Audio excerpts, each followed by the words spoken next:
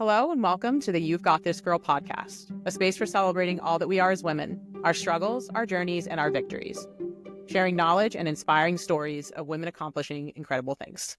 I'm your host, Marilyn Brown, and my guest today is Michelle Lucas, founder and CEO of Higher Orbits, a nonprofit that uses space to engage students in science, technology, engineering, and mathematics, better known as STEM. Prior to founding Higher Orbits, Michelle spent 10 years working at NASA, primarily in International Space Station flight control operations planning and as an astronaut instructor in the Daily Operations Group. Welcome, Michelle.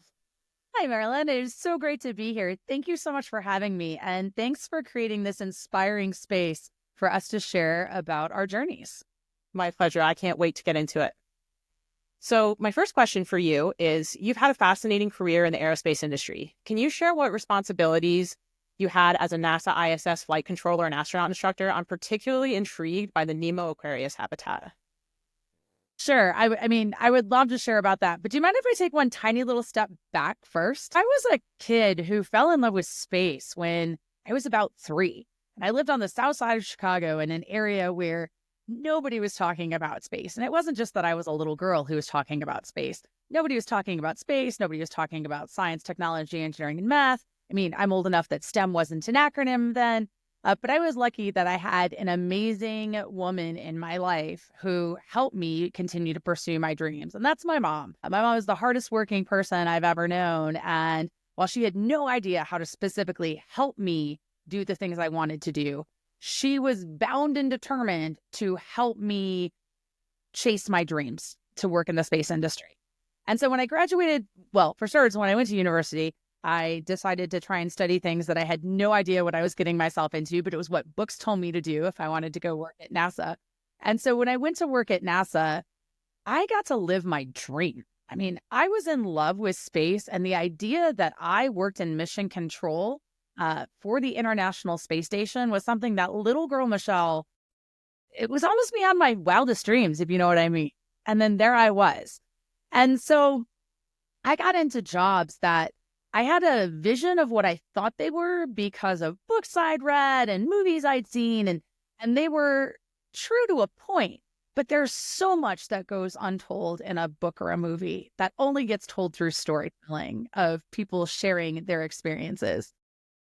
And so I started as a tech writer on the Payload Safety Review panel, and I quickly learned something about myself that those of you who know me, like you, Marilyn, I'm not the best at sitting at a table, quiet, crunching data all day. Maybe not my lane or my skill set. And so after doing that for a year, I went on to become a flight controller, which was my aha, I really made it moment. The idea that I was getting to create products that were being used by the astronauts on the space station, it was a total pinch me moment. It was like, is this real? Is this happening? And then I had somebody who kind of took a chance on me. I had a boss who encouraged me to apply to be a technical instructor for astronauts. They had started a group, the Daily Operations Group, that kind of systems engineering, if you will, kind of pulling all the pieces together. How does it all work in space? And I didn't think I had those skills. I'm like, why would an astronaut listen to me about how to do something? And I distinctly remember telling my boss, have you met me? I can't teach my dog to sit. What, this seems like a good idea. And it turned out to be the second most fulfilling thing I've ever had the opportunity to do in my career. I worked as a technical instructor for astronauts for 8 years. And there were days that I was freaked out, if I'm honest, about why would these people who are they're not just the best of the best. Let's be really legitimately honest. They are the best of the best of the best of the best of the best of the best.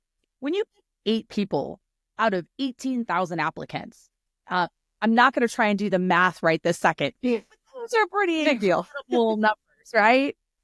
And so I had days where I doubted myself, and I was like, why can I do this?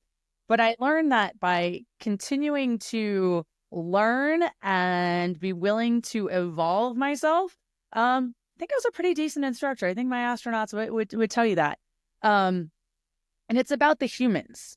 And I think the piece that's important is that no matter how technical your job is, you have to think about the humans on the other side of all of it. Well, and that passion too. I mean, you said from a young age is I think that I'm sure that that passion that you had for what you did came through and resonated with them.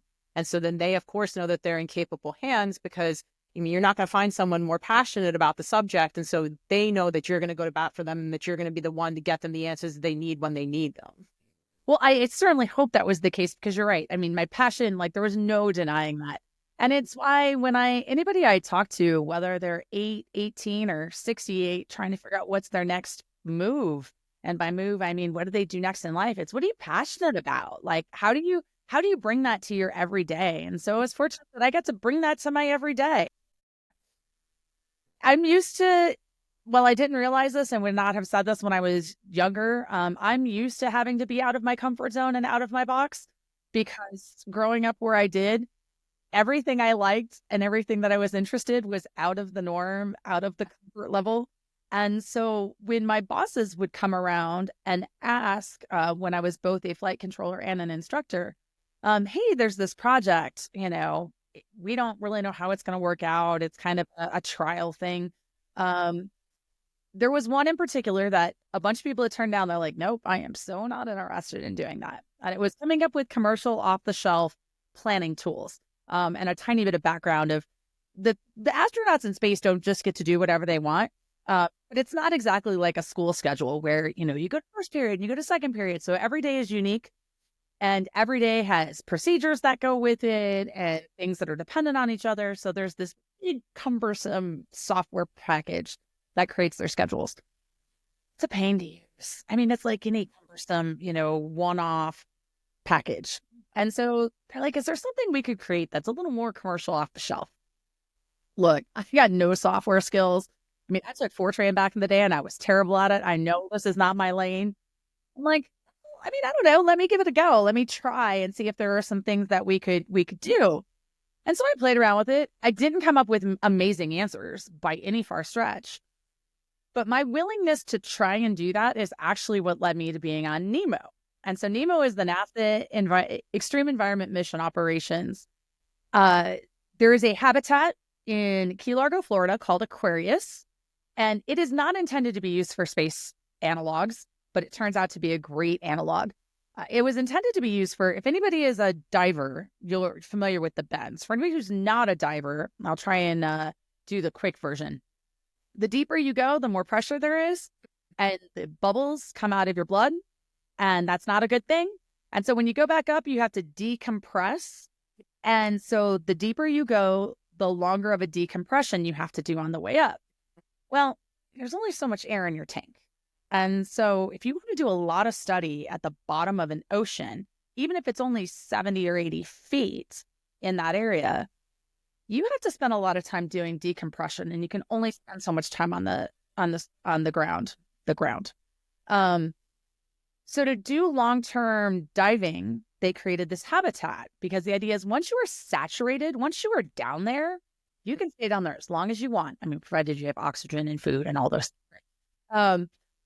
And you just have to go through a decompression when you come up. So Aquarius was created for marine biologists to do lots of research, at lengthy times. The thing is it's a great analog for spaceflight. It is a enclosed habitat where you are dependent on life support from elsewhere. It is incredibly dangerous from the perspective of you cannot just jump out the door and pop to the top and go get a pizza.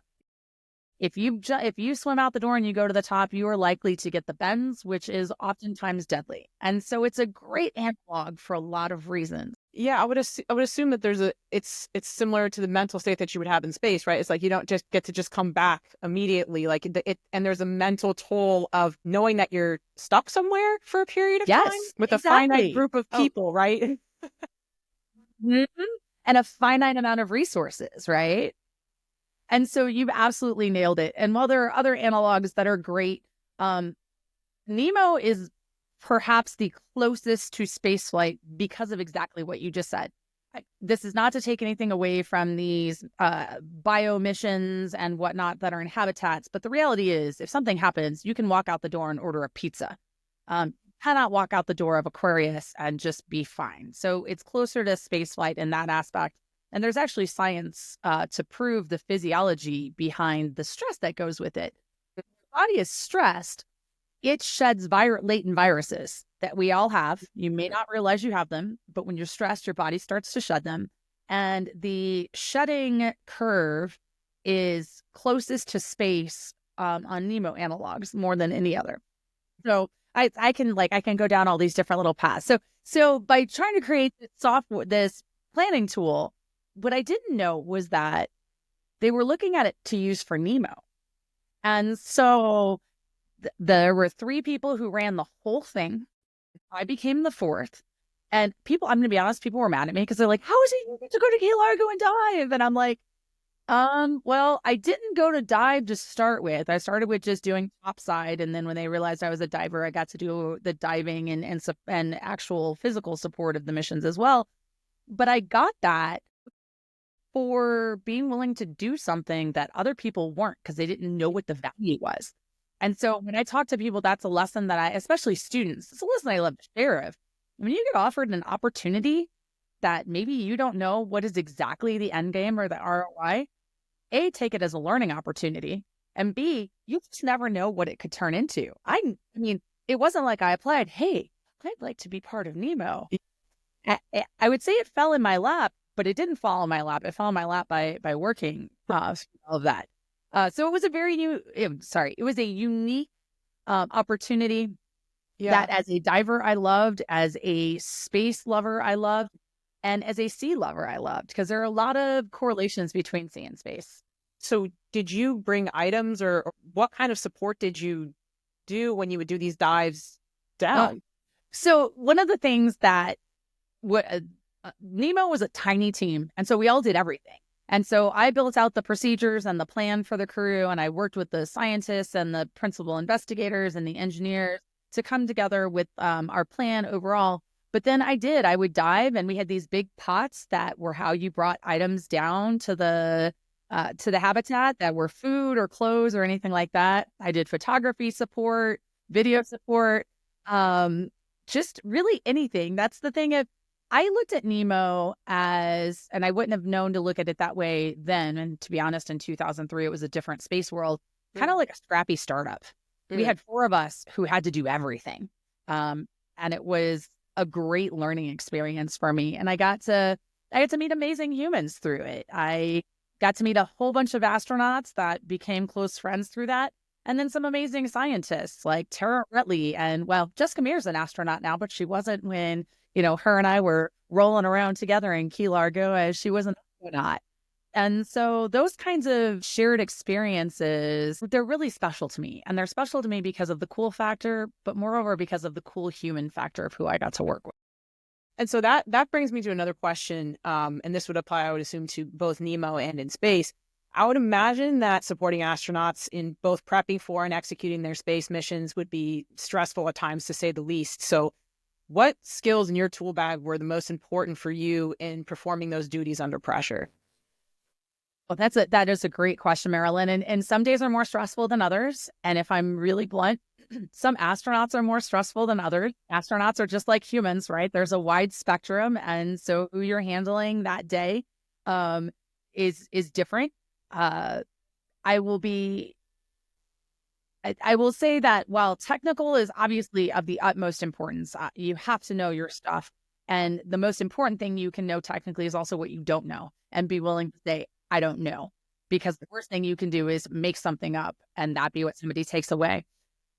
But the things that really made for a successful instructor or flight controller is the communication skills and the human skills of, you have to be able to communicate effectively. You have to understand that communication between 2 people is different depending on the 2 people. And while, yes, there is technical communication that is very, to the point and succinct, there is also elements of communication that you really, truly need to tailor based on the human you are talking to. And so being able to read the room, if you will, and in this case, more likely an individual, though when dealing with the whole crew, that's interesting. Reading the room of 5 different or 7 different or 3 different humans. So those are the things that I think really set apart individuals in those kinds of positions. They're also the part that helps take down the stress level, because if you can read the, if you can have the EQ to understand how this other person is feeling in a stressful time, it helps you be less stressed, because it's like, okay, like here's a plan, here's a move forward. I was at NASA when Columbia happened. I was actually in Russia. A day I will never forget. I mean, I would like to never have had to remember it, but it's a Can't day I will imagine. never forget. And the thing that is really special about the space community is we're a family.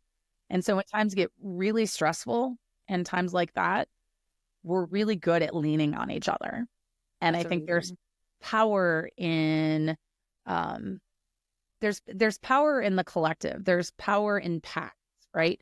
I was just watching a TV show last night that said something about the neurobiology of being a lone wolf. You know, it only works for so long because you actually need the energy and the power of a pack to truly. Yeah, and from past conversations that you and I have had, before, because we've known each other for a while, it sounded like too, it's, you had this, responsibility to sort of help them find their normal. Like you have their schedule, you're checking in, and like you understand the extremes that they're under, but then you also have that job of bringing them back to center and being like, okay, you had these things that you were meant to do today. Like, what are we working on? Things like that. Because I mean, when someone's at that kind of extreme, sometimes that normal is what keeps you sane. It's what keeps you going when you're at that extreme, I would imagine. Yeah, I mean, there is power and comfort in a status quo, in a norm, right? That's why a lot of people don't get out of their comfort zone, because there's comfort in that. And while you can't always stay in a single lane, when you're in extremely stressful situations, actually the best thing to do to keep your sanity, if you will, is to find what's that center point for me? What is that? What is my rock? What is the thing I can hold on to? And for being in space for 3, 6, 9, 12 months, sometimes that daily routine is that. Now, sometimes that can be the exact opposite. You hit the like, oh my God, I'm so tired of this. I need something to be different. And so it becomes being able to evolve and flex as required. Yeah, it's amazing. So switching gears a little bit, Okay. I did some research, and during your tenure at NASA, 5 female American astronauts completed missions to the International Space Station: Peggy Whitson, Sunita Williams, Nicole Stott, Sandra Magnus, and Tracy Caldwell Dyson. How did it feel to be a part of those incredible journeys? So they are all humans who I had the privilege and pleasure of working with. And I'm going to tell you right now, Peggy Whitson and Sunny Williams are two of my favorite humans on or off the planet. They are two of the biggest badasses I've ever had the pleasure of knowing. And it was special to get to work with both of them. And ironically, they are now uh, Sunny just passed Peggy for the spacewalking record. And Sunny is second only to Peggy for the American time in space, which I think is pretty awesome. They're incredible humans who had a passion and a willingness to work.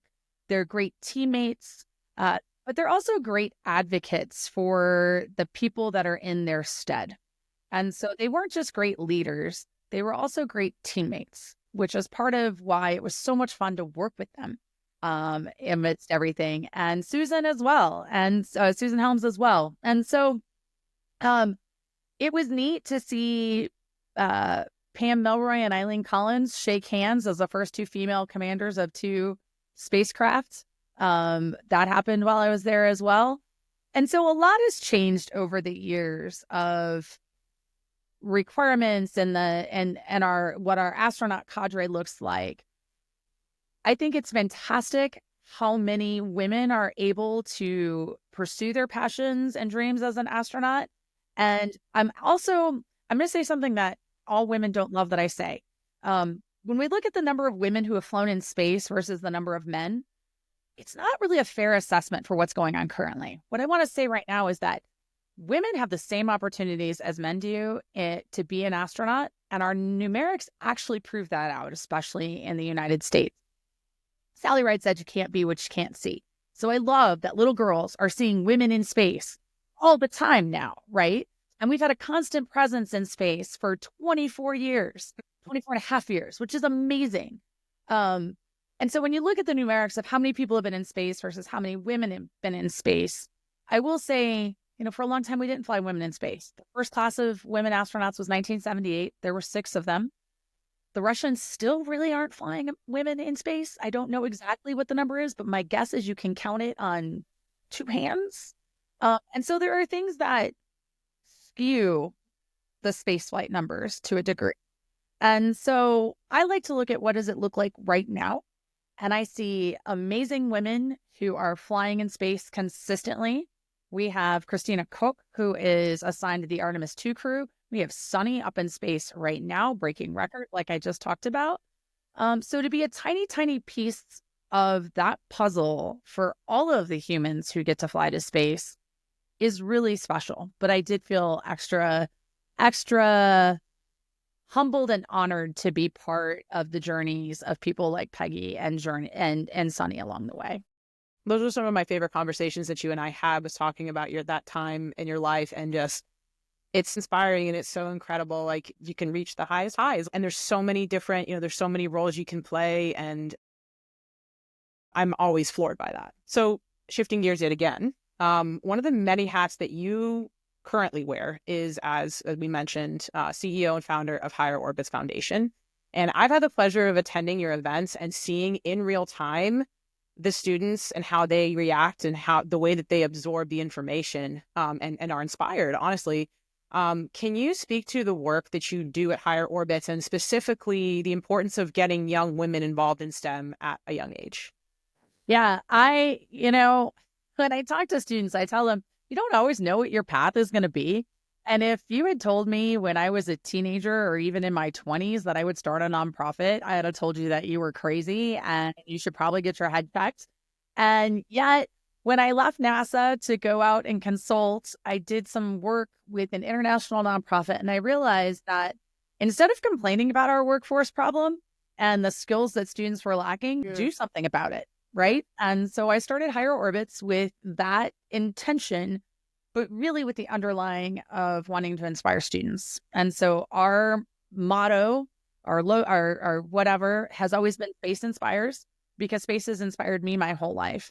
And I believe space inspires whether you're 3 or 93, and it doesn't have to inspire you to be an astronaut or a rocket scientist, but it inspires you to dream bigger and think bigger. And so that's the premise on which Higher Orbits was founded, along with all my life experiences to that point. And we have had, oh my gosh, Marilyn, it has been such an amazing ride, and I need to get another event soon. Hopefully we'll be back in the DC area before too long. We were there last summer. Through this program, we run something called Go for Launch. It's a multi-day space-inspired STEM event where students get to work with an astronaut for the entire event, the whole event. They get to hang out. They get to ask, about college. They get to ask about what was your favorite thing to eat in space, and everything in between. And that's a special opportunity. But they're going to work on STEM, teamwork, leadership, and communication skills. Yes, we also do art. They all design an event mission patch. Ultimately, they all design as a team an experiment that could fly to space.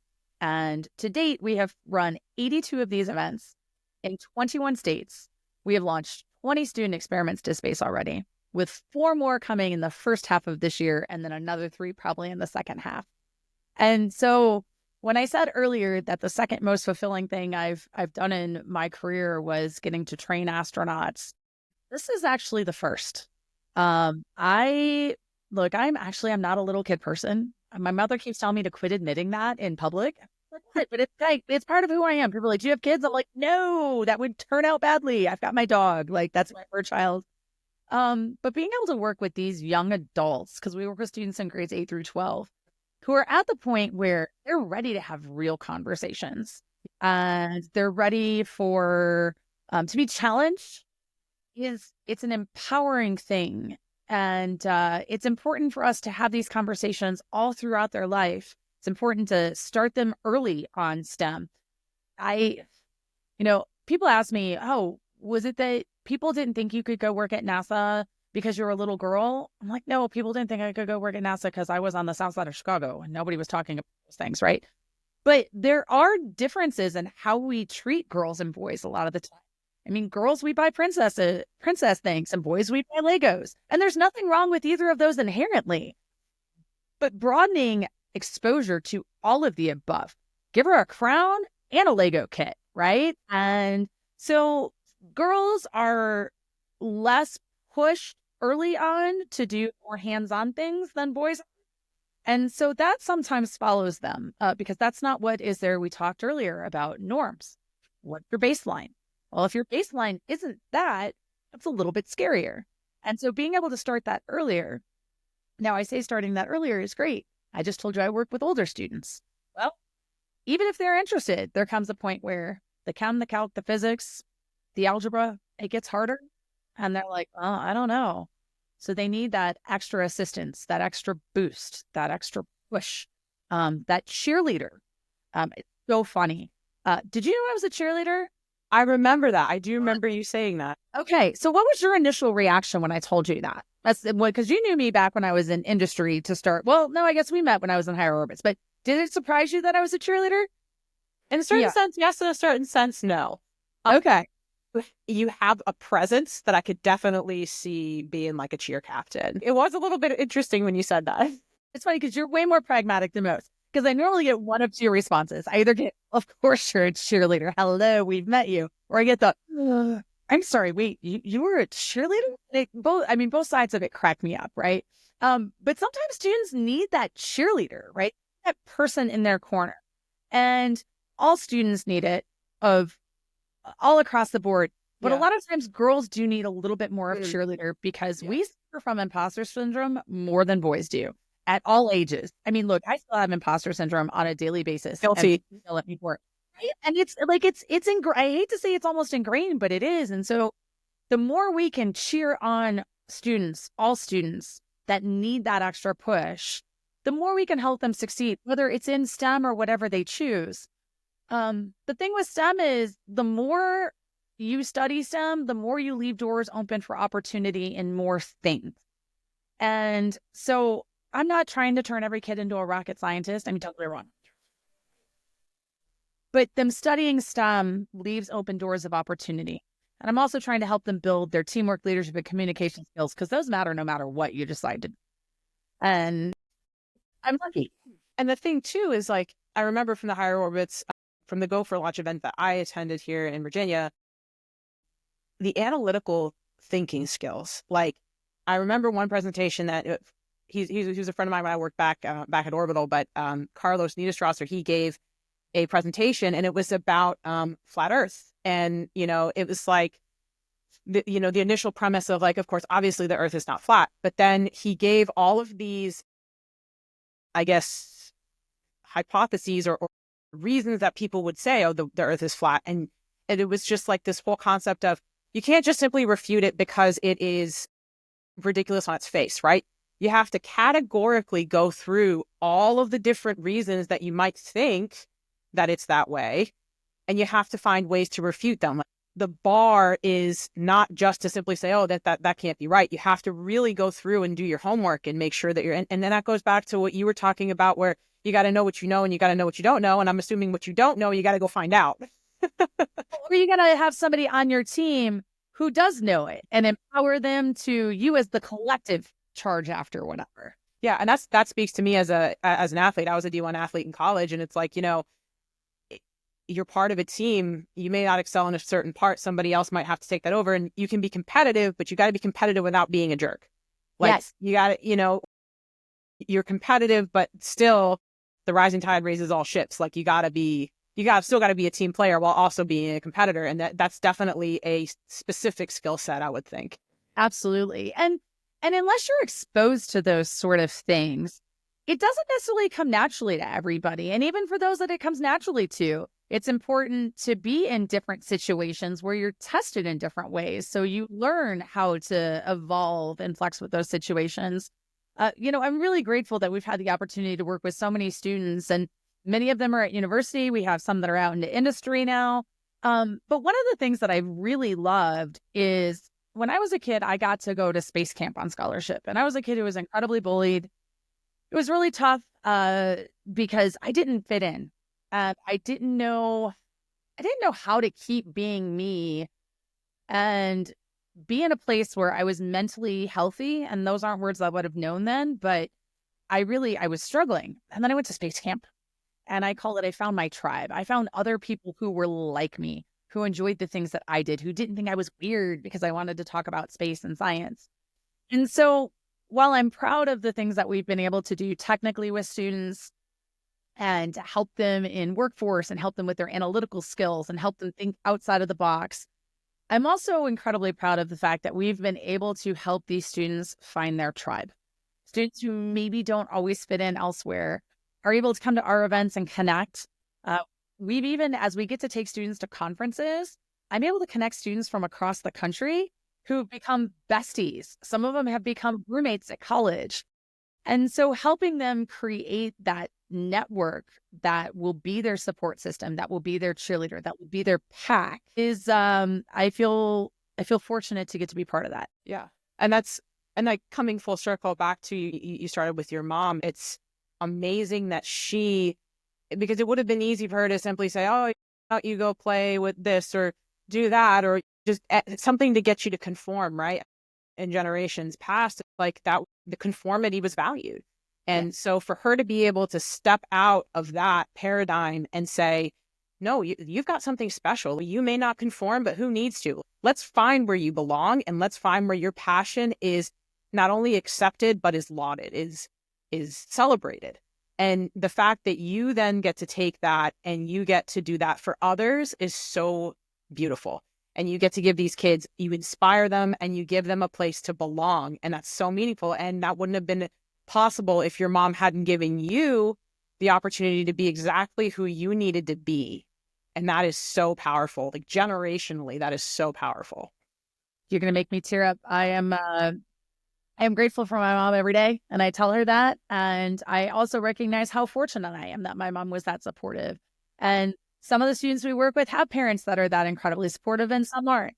And so if I can give a challenge to everyone out there who's listening to this, is whatever it is you're passionate about, whatever it is you do in the world, share it with others, and especially the younger generations, because you never know when you might become the person that inspires them or becomes their cheerleader because they're like, wait, Marilyn told me that I could do this and she believed in me. Yeah. And so you may never know the power of your influence, or you may, and it may take years or decades to know, but a rising tide does lift all boats, and a little bit of kindness goes a long way. Amazing. Well, I wanted to thank you so much for your time today. This conversation was enlightening in so many ways and just gives me so much hope for the future, knowing that you're out there inspiring young students and giving them a place to be themselves. Well, Marilyn, thank you. And thank you for sharing stories. I am a big believer in the power of storytelling. And I think that is how we truly make change in the world, is by sharing stories. So thank you for giving us a space to do so. Of course. We'll talk to you guys later. And thank you for joining the You've Got This Girl podcast.